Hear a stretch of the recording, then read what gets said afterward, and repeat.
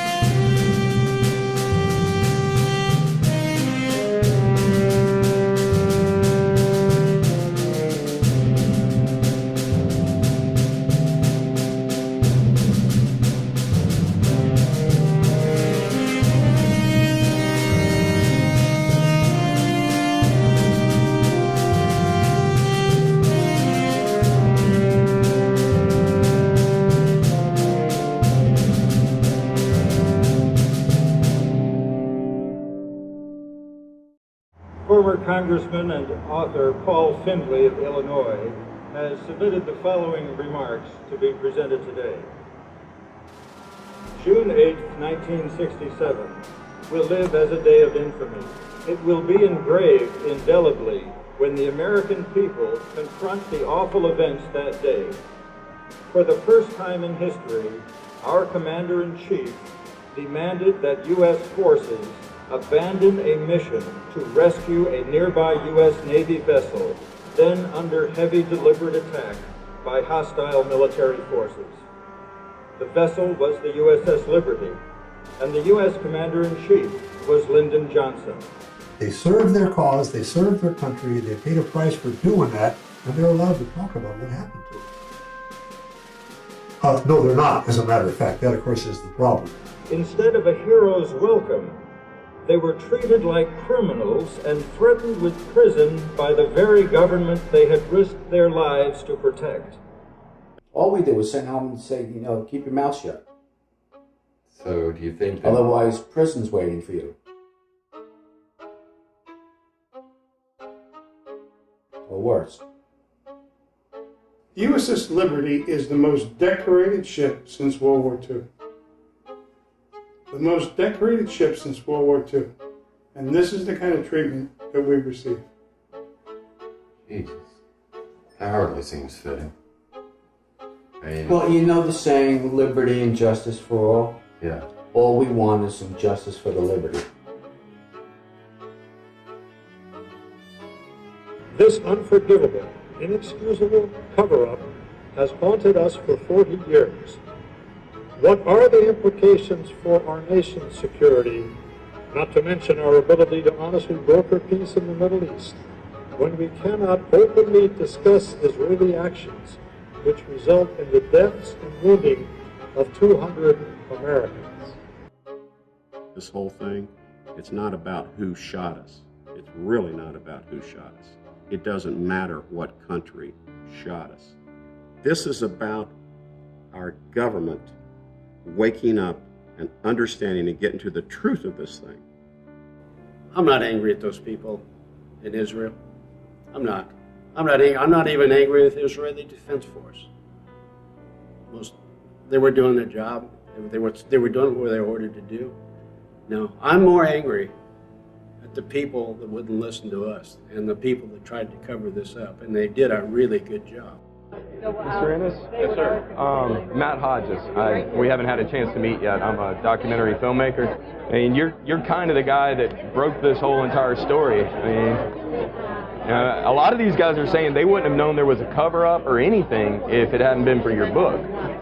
And, you know, what pleases me about that is that a lot of who were threatened with jail if they talked about it would never have dared talk about it if they hadn't seen my book and seen that I didn't go to jail for it. We see here today that heroes can be found on the home front as well as the battlefield. You gave your loved ones for the cause of freedom in the world. May you find comfort in each other here today, in your extended family, the surviving crewmen of USS Liberty. We're talking about American sailors that while under attack, being hit with rockets, cannons, machine gun fire, and even napalm. Then when things seemed like it couldn't get any worse, we were struck by a torpedo. There's a captain who refused to leave the station for over 17 hours, so he needed medical attention. It was an honor to be with that man who maneuvered this ship so eloquently to miss 5 of the 6 torpedoes that were shot at us. We had a doctor who was wounded, didn't tell anybody. He covered his wounds with a life jacket and worked for hours, saving lives and putting people's bodies back together. His whole body got sprayed with shrapnel. You know, he was just one walking piece of Swiss cheese. I looked down and saw my abdomen bleeding. Those that survived and those that died are real American heroes. They are my heroes, friends and shipmates. Yeah, we've got some heroes in that ship, and Jerry Halbardier, for instance, the guy that patched the antenna is. I hope he gets recognized. Shrapnel in this shoulder sure makes it hard to get a jacket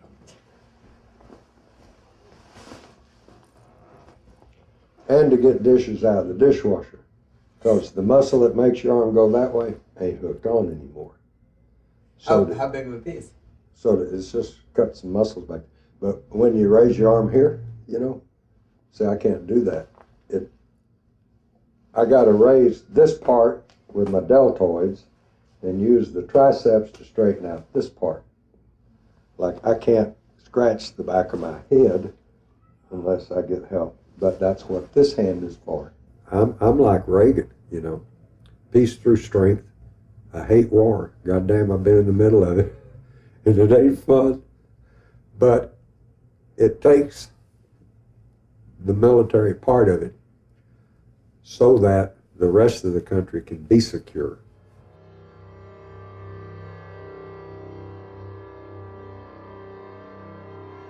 The Israelis and the Egyptians were going to war, and we were sent to the Med to listen. Well, our mission is to, you know, collect any kind of RF energy out in the air from anything that's floating in the ether. We could vacuum up, even missile tracking stuff, but mostly intercept communications. We did that along the coast of Africa because then there were a lot of countries getting their independence and things. And so we were just part of the intelligence gathering network for the NSA mostly. National Security Agency is who really funded us and so forth out there too, even though we wore Navy uniforms. That's who we were reporting to, so to speak. The men that I worked with and the officers that were in charge of us in the Naval Security Group were some of the most trusted people, including myself, in the United States Navy. We all carried a top secret clearance. Some of us knew more than others because it was a need-to-know basis. So we actually got our operational orders not through normal fleet command like most ships. We operated independently. We were a non-combatant ship. Our only weaponry was 4 50 caliber machine guns that, if I remember right, 2 of them didn't work. and they would only be good to repel boarders should someone try to come on board. No good against aircraft. I mean, we left the United States expecting to patrol calmly at 5 knots down the coast of Africa. We didn't expect to be near a shooting war. We were in Abidjan when we got the call to head to the Med, right? Right. Go to row to Spain first and pick up the Marines and some supplies and a civilian or two, right? Yes, yes. Most of the officers went ashore. I stayed aboard, and it was just me and my roommate. I just turned out the light when somebody knocked on the door, and it was the messenger with a message for the command duty officer. So he woke Jim up, and Jim sat up, turned on the lights, which he wouldn't ordinarily have done. He says, "You might as well get up. We're going to sea." We were told that we were going on a mission. We could not communicate with our families, just tell them they may not hear from us for a while or whatever. The following morning, Liberty was underway. The ship passed through the Strait of Gibraltar during the late afternoon en route to a point 13 miles off the Gaza Strip. Captain McGonigal ordered speed of 17 knots, the top speed we could maintain, and Liberty plunged through the water with a bone in her teeth. In the distance, we could see 3 Soviet ships, which matched each course and speed change to maintain a constant distance of 6,000 yards off our starboard quarter. On June 5th, no longer trailed by the Soviet ships, Liberty received the news that the Israelis had attacked the Egyptians. There was a lot of hostility, but there wasn't any shooting until the 5th. And that was when we asked 6th Fleet for a destroyer escort, and 6th Fleet's strong put down. You're in international waters, you're a clearly marked American ship, you don't need it, and if you need any help, we'll have air support overhead in 10 minutes. So, well, okay. There was concern by some people on the ship of us being that close and might get involved. But we were, getting the normal news coverage of the war and what's going on. It looked like Israel, was pretty well kicking everybody's butt.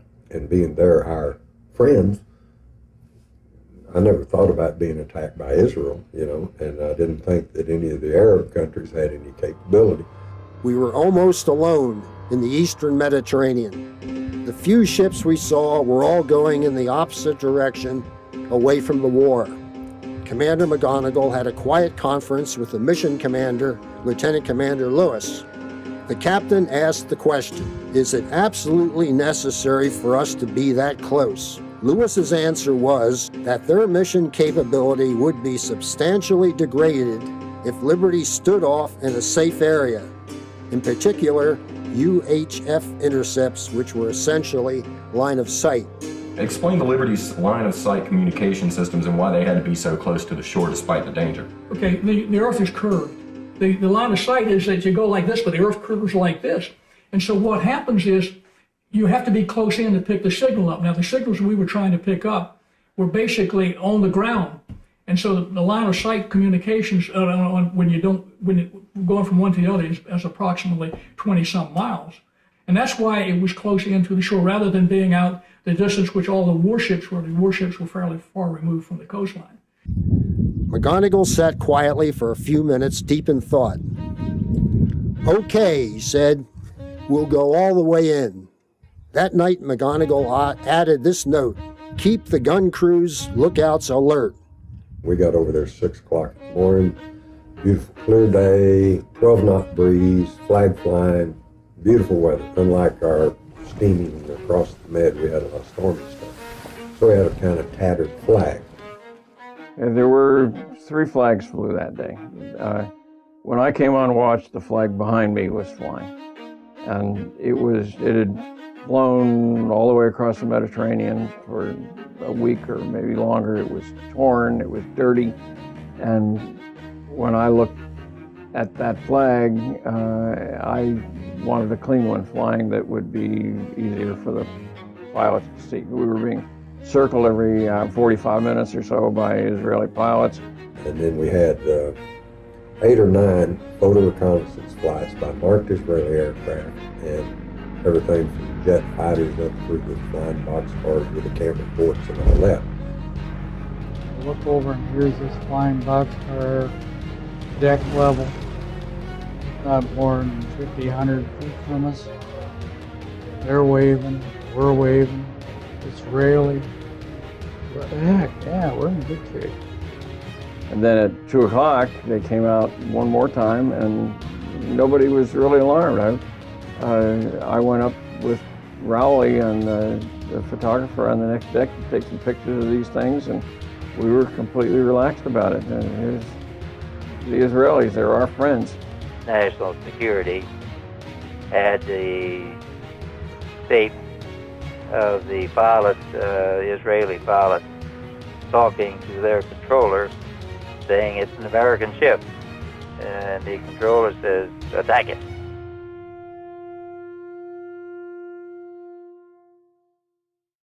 Chuck was standing next to me with the Nikon and the telephoto lens at his eye.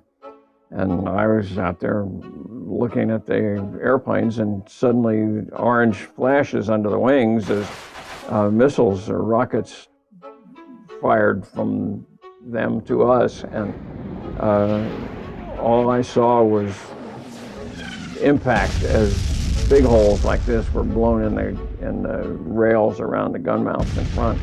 And the men were thrown up in the air, and everybody around me fell. I was in the wardroom with the chief engineer, George Golden, and we heard the loud hiss of the jet plane flying overhead and an explosion. Golden jumped up and said, "Damn, the boiler blew." This noise is insignificant. And then pretty soon you try to explain to yourself, or so you start talking to yourself, well, what was that? How do you explain that? I tried to explain it by thinking we might have run aground. Well, that was a really stupid thing to think, but you're trying to explain away these kind of noises, you know. And to me it sounded like hail on a tin roof. I was making myself a ham sandwich and boom, boom, boom, boom. You know? Real loud and close? Oh, yeah. Oh, yeah, like depth charges going off right outside the bulkhead. It sounded like somebody threw a big handful of big rocks. There's just something about an explosion against steel. It has a very distinct sound, and I'd never been under enemy fire before, but I knew exactly what it was, and the first thing I did was drop what I was doing and head for my GQ station. And I went to my general quarters station, which is secondary con, out in the open on an old helicopter pad. These jets came in and they were unmarked. Went right on by, made a U, came in, and they started shooting. We survived one streak. And then I jumped down and got Fred Turner to jump down with me. The other person was cut in half. Didn't jump down with us. And boy, they slaughtered the people out there. I mean, there was a young man out there, he wasn't sunbathing, he was chipping paint, which is a never-ending job on the ship. But when he was hit, paint went over, he went over. He was laying in the paint, but he couldn't move. He was so badly hit. His blood is running through the paint. And they came around again, they got him again. First they came in and they strafed it. They didn't use the 30 millimeter guns that we used. They used the DEFA 50 millimeter, which was a hell of a lot more devastating gun. The French took the old German Mauser and put it in their aircraft. We used the Swedish Wolfers, and it wasn't worth crap. They had people in the gun mounts because we were at ready situation. And those kids were killed right away. I mean, when they came through the first time, there was 2 down here, 2 guns up there, just little 50 calibers. They couldn't hurt those guys and those jets. They couldn't even move it that fast. I ran across a space of open deck to get to medical section and started taking care of the wounded as they came in. The first couple that I saw were some lacerations and some shrapnel wounds. when one of them 20 millimeters goes through something and explodes, then it makes a foot hole, foot diameter hole in 1/4-inch steel, and all the other side of it's like some big chunks, but a lot of little white hot pellets, like you're standing, get shot with a shotgun. One man who came in was Larry Weaver. I had to come out each and every street to see which way the jets were coming, because I was holding Fred down. He lost a little bit more than I did that day. And one time I came out too soon, and that pilot saw me, and he went straight at me. And I knew he was coming up the middle, and I had Fred get behind the blower motor for the laundry. And he came up the middle, and before I closed my eyes and waited for hell's horror, I looked up and I saw our holiday flag. Beautiful, beautiful blue sky. And that's when I was hit. The rocket opened his stomach up. When he was first wounded, he realized he had to get himself inside. So he literally pulled his innards in to his stomach and crawled into the bulkhead door. I mean, I can't imagine what that might have been like.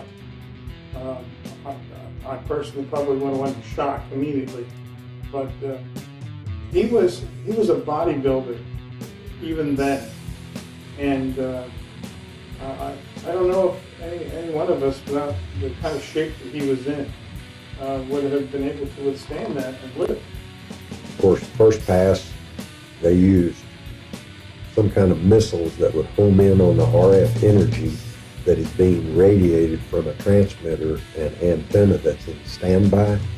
Heat-sinking missile would go into those tubes and find those hot wires from the transmitters, suck it right in there and blow it up. Not only did they shoot the antennas off, they even shot like 3-inch cannons into the wires in the middle of the mast to blast all the wires out. So tell me those planes weren't taking those pictures, okay, that morning, to come out there and have a very precise plan. You can strafe them and get the antennas off. You can, cut the wires or hit the platform thing. Like you got a mounting bracket or something, you can shoot the mounting bracket off and things like that. If you throw enough, they probably using 50 caliber on the planes, I would assume now. So I think shooting 50 caliber, you get one bullet close by, you'll kick off the antenna. But the easy way to get rid of the drop of napalm, but they didn't do that. Yeah, they did. They did? Yeah. Why didn't they become napalm? People don't realize they napalm that ship. Well, and napalm, of course, set off all of the cartridges, etc., that were on the deck. You've got people laying around out there, and now they're getting burned too. I felt the heat, and I turned sideways to the blast and was thrown 2-3 feet to my right, where my right arm, fortunately, kept me up, but my left leg was broken about 6 inches above the knee and bent from the complete fracture. But here I was standing on my right leg. Jim Ennis had been on the bridge and had taken a gunshot wound through his thigh and through his femur. And he said that he knew that he would have to get somewhere protected. And while he was standing up and was able to let his leg splint itself, he was able to hop down to the next deck and into the nearest cabin, which was mine. There was just stuff flying everywhere and napalm burning coming in and slippery deck from blood and people falling down and being shot and all sorts of things. So somebody helped me to my feet and I hopped down one more deck. I got into the doctor's empty stateroom. I was there about less than a minute trying to tear up his sheets to make a tourniquet for my leg, which was badly bleeding, when 3 rockets came into that room and made holes like this. Well, he said that when he arrived at the Naval Hospital in Portsmouth, Virginia, they said that, well, this had to be a pathologic fracture and that he must have had a bone tumor, because there's no way that, okay, you can hop down a couple of decks, but once you're in the bed, getting up with a fractured femur is impossible.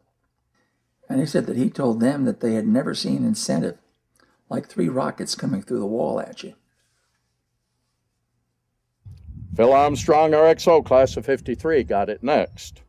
One of the first airplane runs hit and caught a fire, 2 55-gallon drums of gasoline that were stored on the port side on the second deck.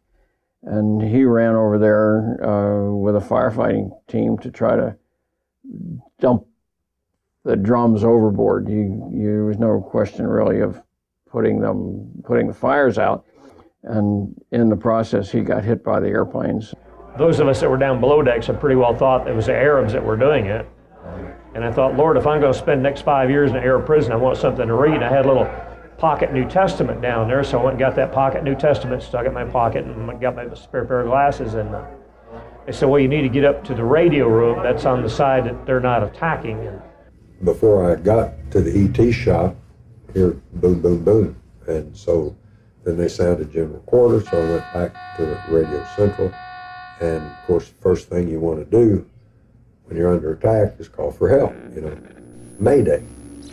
Well, at first, we couldn't get out because On any of them. On anything, any channel or any frequency, because nothing was working, and so that's my job.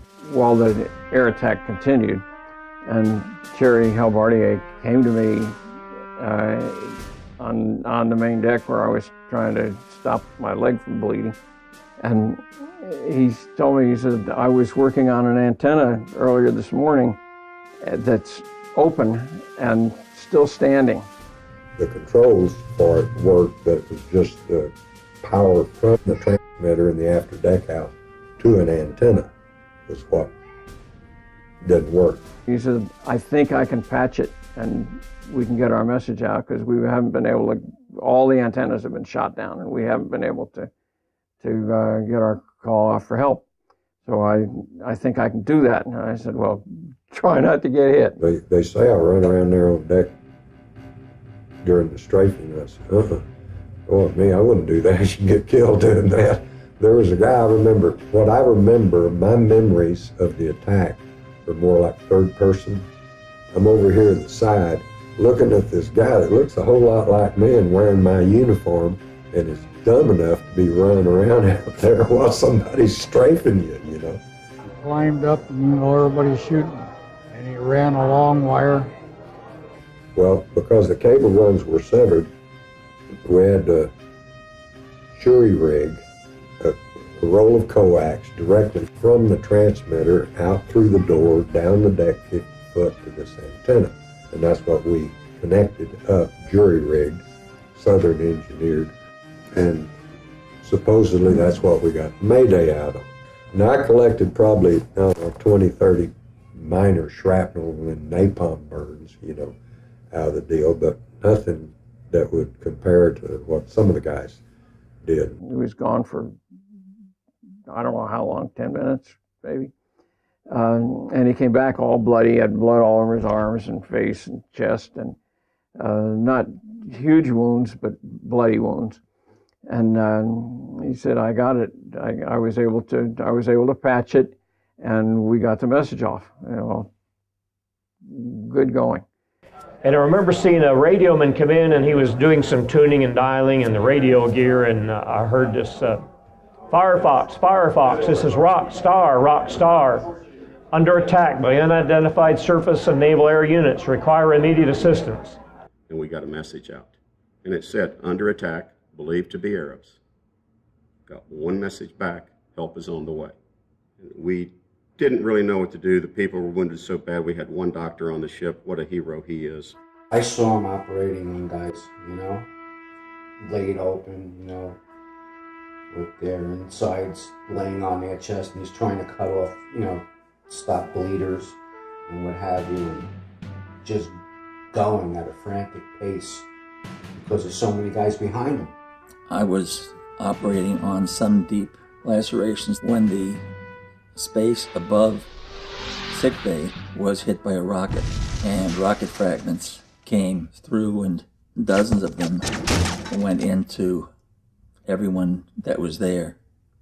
Fortunately, I was on the far side of the surgical table, so that the part of my body below my waist was protected by the table and the patient's body, and the part above here was right behind the surgical lamp, which took several hits. But between that area, I had 15 to 20 pieces of shrapnel in my abdomen. He never wavered. That moved me back to a bulkhead, that's Navy for wall, and I leaned against that with pain rolling over me in waves of red and white. And I looked down and saw my abdomen bleeding. He had got a gut shot and had put his life jacket on and continued to treat other people. It was important that the doctor did not look like he had been injured or was sick. So it was time to put on a new, fresh shirt. He had to pass on orders. And he said, you do this, you do this, you do this, you do this, you do this. I took an insulin syringe, which contained 1 cc, and put the contents of one of those morphine syringes in, and started giving it to myself. If the pain started getting worse, I would take another 2/10 or 3/10 from it. If I started feeling drowsy, well, I would hold off. At least that was the plan, but I never started feeling drowsy.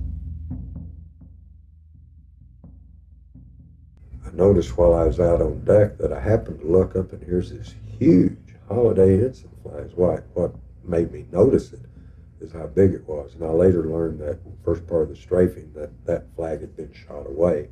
This flag was hauled back up again. It was shot down. And then the Holiday colors were hauled up. 9 by 13 foot or something, whatever size it was, big. And that was what made me notice it at the time. In the midst of all this devastation, blood, human body parts lying all over the place. And the only thing I could remember was that the rockets, red glare, the bombs bursting in air gave proof through the night. The flag was still there.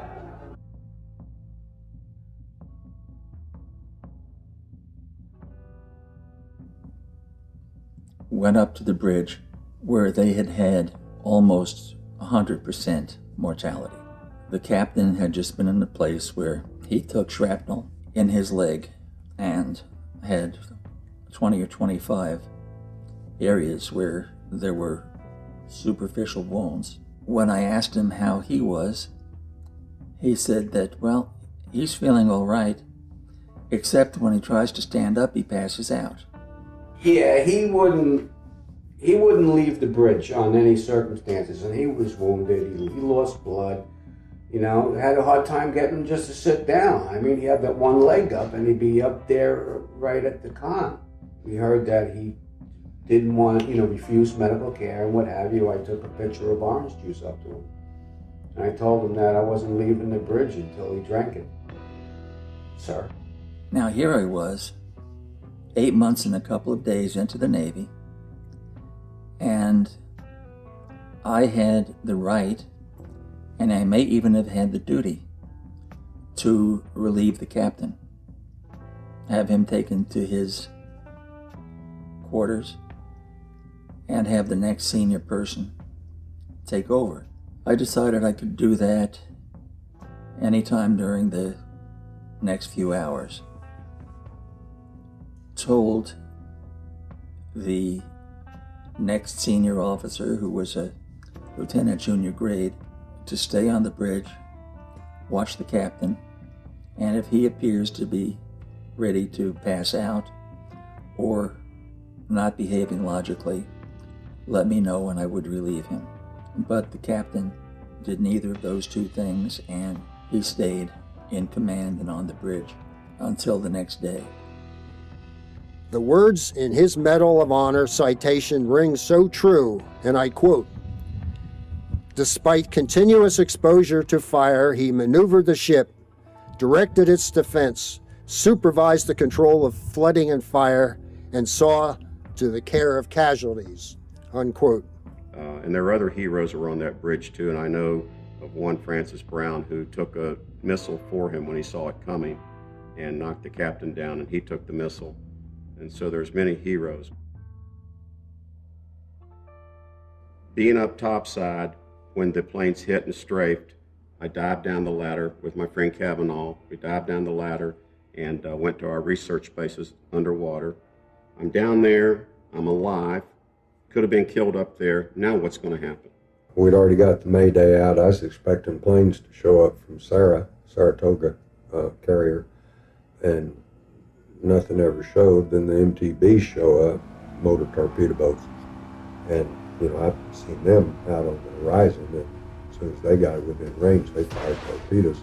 The captain said he told one of the men on the forecastle gun to take the approaching torpedo boats under fire, and that he got off a few rounds, and that then the gun mount just after the bridge on the starboard side started firing, and he sent Ensign Lucas around to tell them to stop firing. But Lucas discovered that nobody was in the gun mount. It was cooking off from napalm. So it was firing by itself. I heard the captain come over the speaker and he says, "Prepare for torpedo attack." And I looked over at Jimmy and I says, "How in the f*** do we do that? I mean, how do you prepare for a torpedo attack?" So we laid down on the floor and wrapped our arms around the table leg. I mean, what are you going to do? And those are the words. I said, well, what can you say? Prepare for torpedo attack. We all thought we weren't going to make it through. I mean, we had virtually no defense, and we were under heavy attack by boats with 1,000-pound explosives and torpedoes. We all expected that we were going to die out there. Something that came up as a point of contention was that one of the officers said that another, when the first torpedo hit and the ship started rolling, said, "God, we're all going to die," and hid off in a corner. Well, anyone who didn't think, "God, we're all going to die," had some problem with their reality testing. I thought we were going to sink. I thought I was going to die. And I had long since put my body and life into the hands of God, and was bolstered when I thought that, well, the next place I'm going to be is a place of judgment where Jesus Christ is going to be my defense attorney. And I do not want to go before that court and be asked, "Why did you run and hide?" when people you had sworn to care for needed your care. And that thought kept me going. I was in Radio Central back in, and I'm down on my hands and knees. And when the torpedo hit, it just lifted that whole part of the ship up out of the water. It's like a rowboat out of the water, the front of it came down and immediately just started tilting off to the starboard side, filling with water. I remember falling that day because I guess I was blown into the ceiling, and then the water broke the fall. Nearly everybody who had been within 20 feet of me was killed instantly.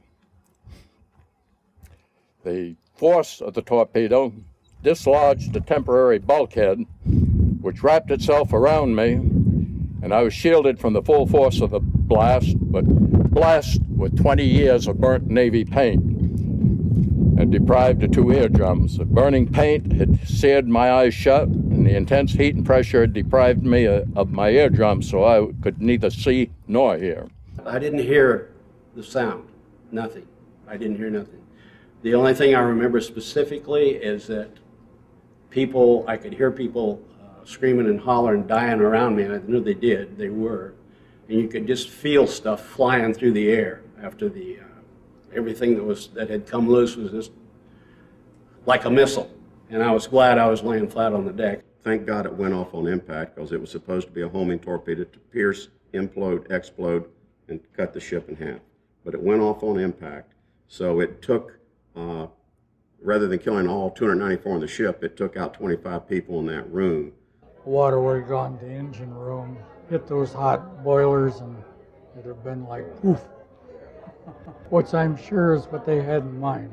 It took out this wall, this side of the ship. There was a wall here, took this wall out, a wall here, took this wall out, went clear through and on out the other side of the ship. And in that process, God was there, because we had one ladder to get out. And between those two walls was that one ladder. We had a Marine, I don't know if you talked to him or not, Bryce Lockwood. Can you see the farm eyes? Bryce Lockwood is one of the few living people who have seen a torpedo explode from the business end. How did you survive? Well, I'd kind of like to know the answer to that myself. There was 25 men that was killed all around me. I saw the torpedo enter and blow.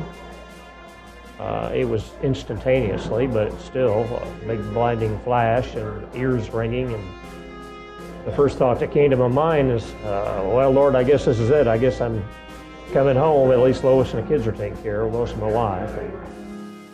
He had been behind his desk and just escaped with burns of his face. I heard a moan behind me, and I turned around, and there was a sailor back there that was pinned under that wreckage. I was trying to pull him out as the water was coming up pretty fast. That bulkhead mushrooming from the explosion just absolutely shattered his left leg and just made toothpicks out of it and tangled him up in that wreckage. And by that time, water was up to our waist, and I was only 10 more feet to the ladder. And by the time I got there, I was treading water, and I held onto a pipe in the overhead with about 18 inches, I suppose, of breathing room left.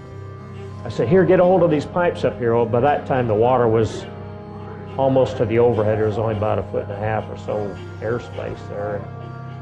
About all the sailors were crowding on the ladderway to the next level above, and they were pounding on the hatch and shouting, and there was just a lot of confusion. And as loudly as I could, I just screamed at the top of my lungs, knock it off. If y'all don't settle down, none of us will get out of here alive.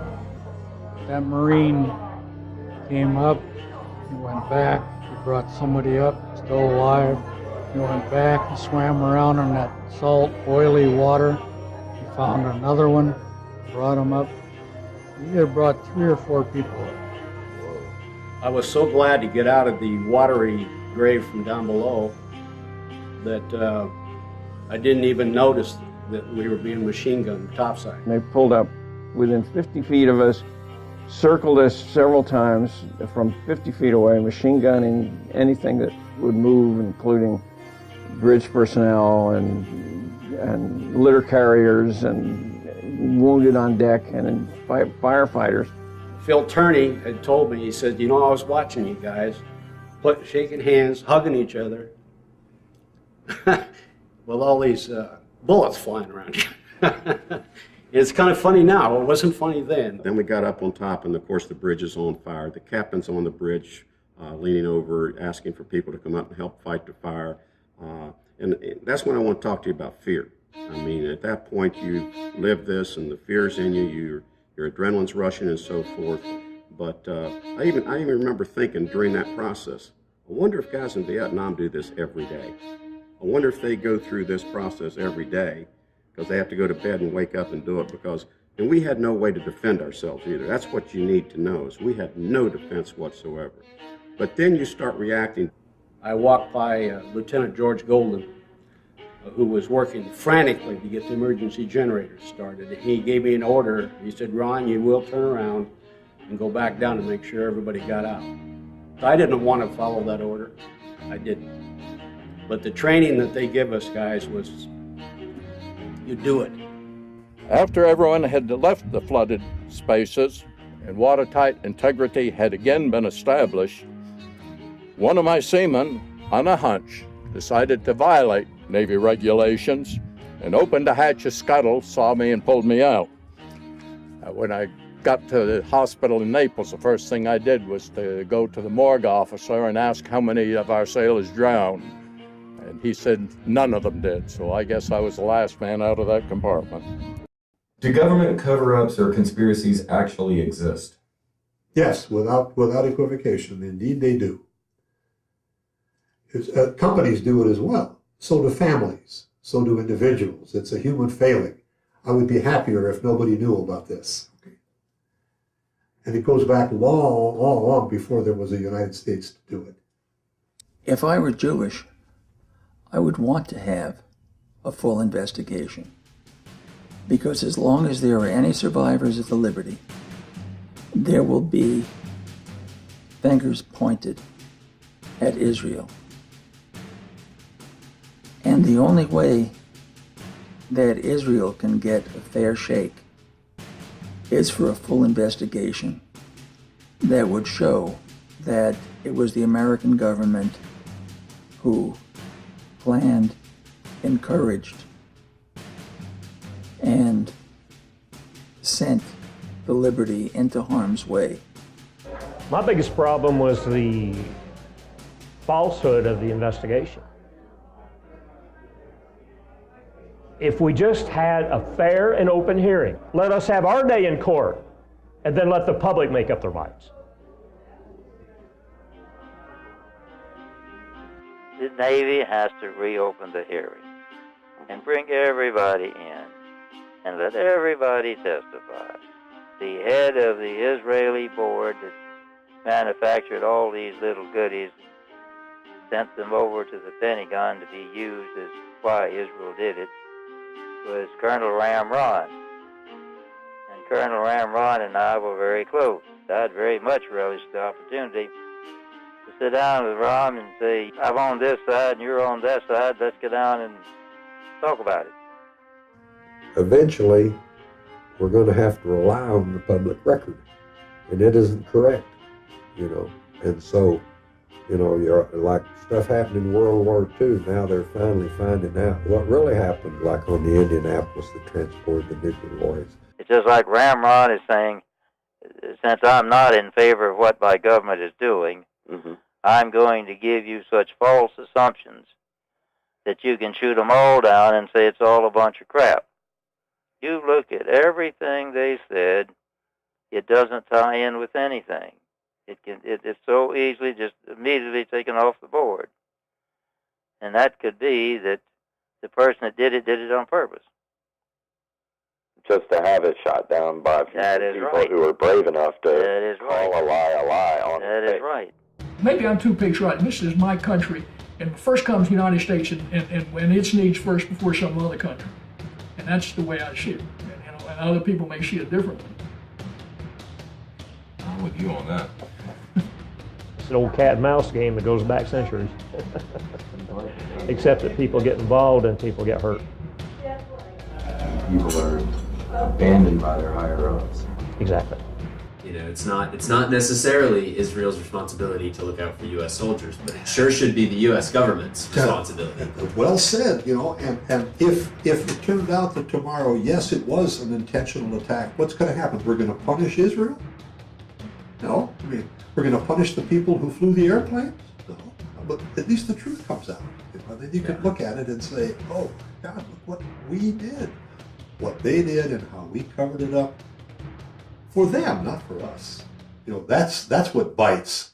You're protecting Israel at the cost of honor, decency, loyalty, all these things that we stand for.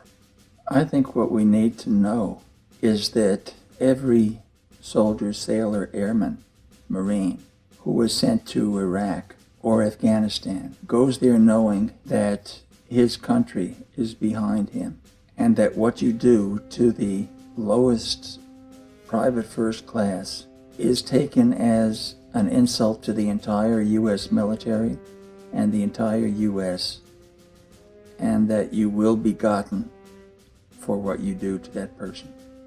That's just a big black mark on U.S. history. And if you notice, after that, is when the terrorists found out and realized, well, we can do pretty much what we want to against the United States, and they're not going to do anything about it. So they started the hijacking of the planes and all this other, and up through the 93 bombing under Clinton's administration, the Trade Center. Nobody did anything about it. Bombing the coal and wherever that was, they were refueling. Off Yemen? Yemen, yeah. And didn't do anything about it. Had Bin Laden could have took a shot. No, it might piss off somebody. Better not shoot him. And it's just U.S. ain't got a backbone anymore. And that's why I say it's a dark, deep stain on the honor of the Navy. And that's the way it ought to be pitched. The dark, deep stain on the honor of the Navy, and that way you get to every Navy man. What's a dark, deep stain on me? Yeah. And what can I do to stand up? That's right.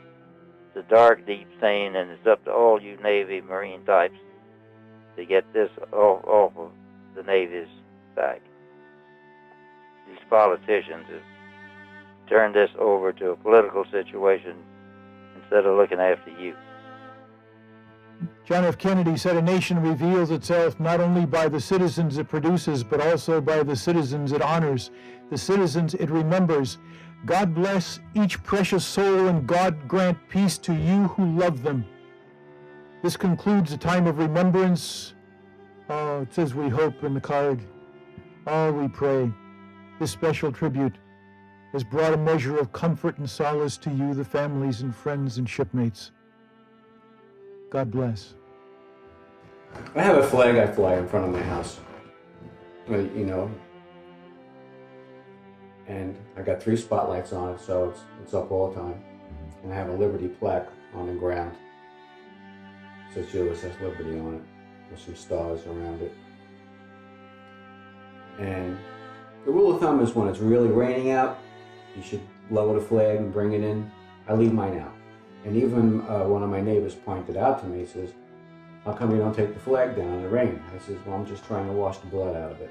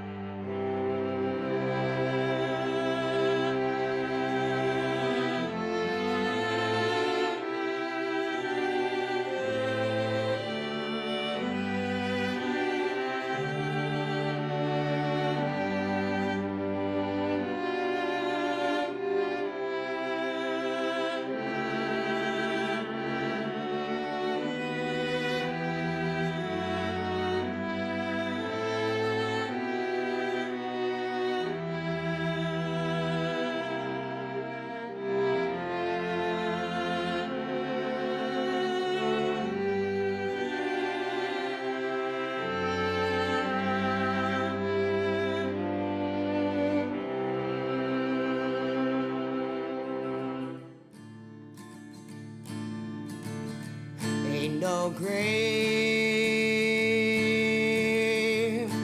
can hold my body down. Ain't no grave can hold my body down.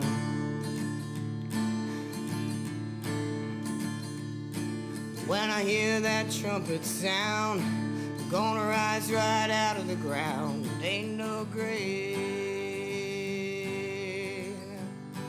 can hold my body down. Well, look way down the river. What do you think I see?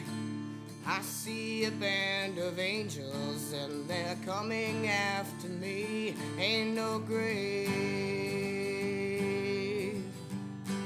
can hold my body down.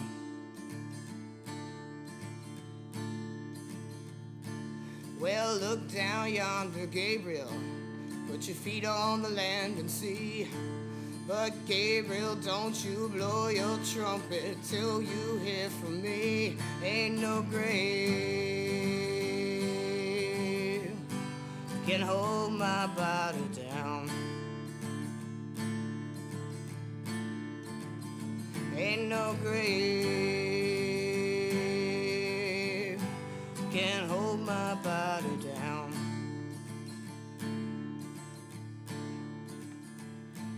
Well, meet me, Jesus, meet me.